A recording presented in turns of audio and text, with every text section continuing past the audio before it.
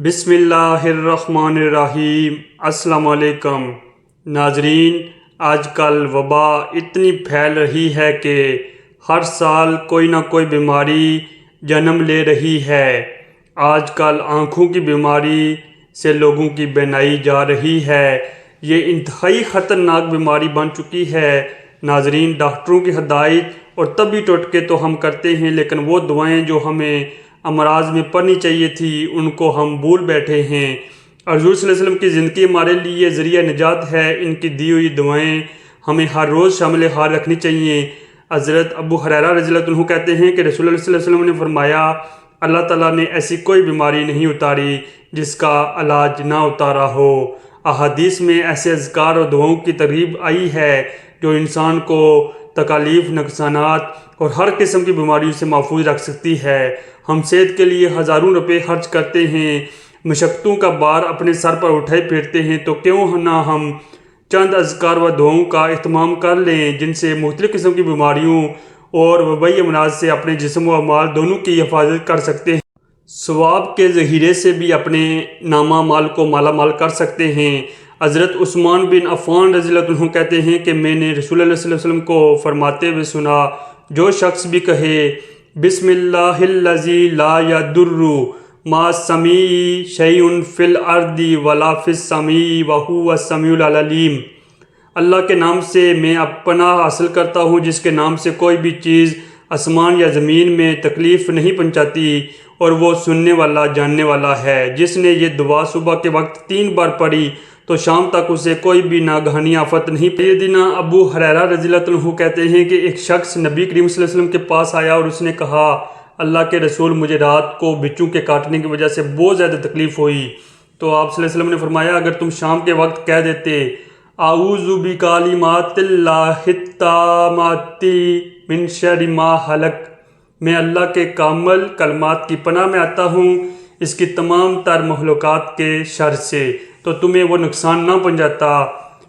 عبداللہ بن حبیب رضی اللہ عنہ کہتے ہیں کہ ہم ایک شدید اندھیری بارش والی رات میں رسول اللہ صلی اللہ علیہ وسلم کو تلاش کرنے کے لیے نکلے کہ آپ ہمیں نماز پڑھا دیں، تو ہم نے آپ کو تلاش کر لیا۔ آپ صلی اللہ علیہ وسلم نے ملتے ہی کہا، کیا تم نے نماز پڑھ لی؟ تو میں نے کوئی جواب نہیں دیا۔ اس پر آپ صلی اللہ علیہ وسلم نے فرمایا، کہو تو میں نے کچھ نہ کہا۔ آپ صلی اللہ علیہ وسلم نے پھر فرمایا، کہو تو میں نے کچھ نہ کہا۔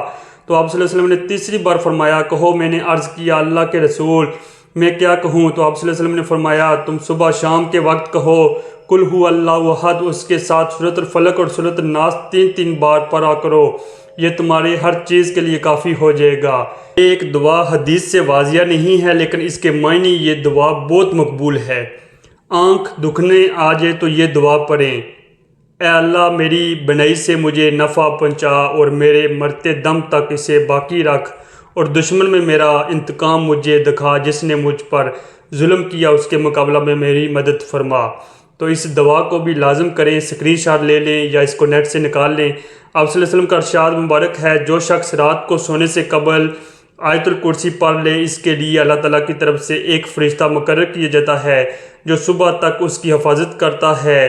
نیز ارشاد نبوی ہے، جو شخص سونے سے پہلے سورۃ البقرہ کی آخری 2 آیات پڑھ لے، وہ اس کے لیے ہر تکلیف، شر اور خطرے سے بچنے کے لیے کافی ہوں گی۔ ناظرین، ہر مشکل سے، ہر پریشانی سے بچنے کے لیے، آفات، بیماریاں، زلزلے سے بچنے کے لیے معوذتین پڑھنے کی ہدایت کی گئی ہے۔ سیدنا عقبہ رضی اللہ عنہ فرماتے ہیں، ہم لوگ رسول اللہ صلی اللہ علیہ وسلم کے ساتھ سفر میں تھے، اچانک ہمیں زبردست تاریکی اور آندھی نے آ لیا۔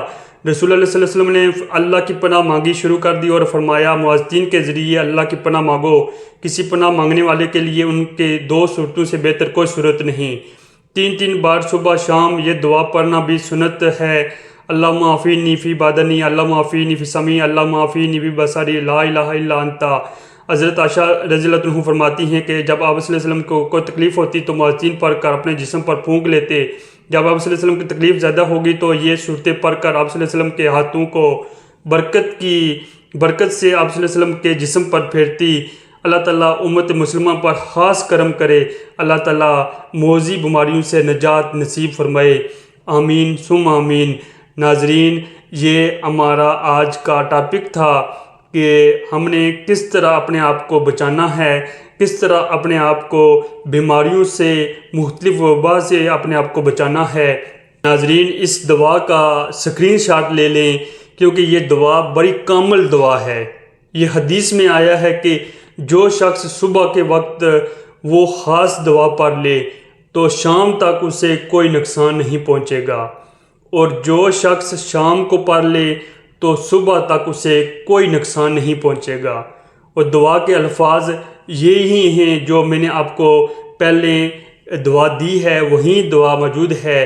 بسم اللہ الذی لا یضر مع اسمہ شیء فی الارض ولا فی السماء وہو السمیع العلیم۔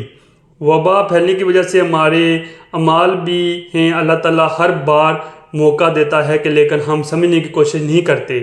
ہم نے نماز، قرآن پر عمل کرنا چھوڑ دیا ہے، اس لیے ہم دنیا میں رسوا ہیں۔ دنیا میں عزت، عروج اور غلبہ کا وعدہ قرآن مجید کو مضبوطی سے تھامنے اور اس پر عمل کرنے سے مشروط ہے۔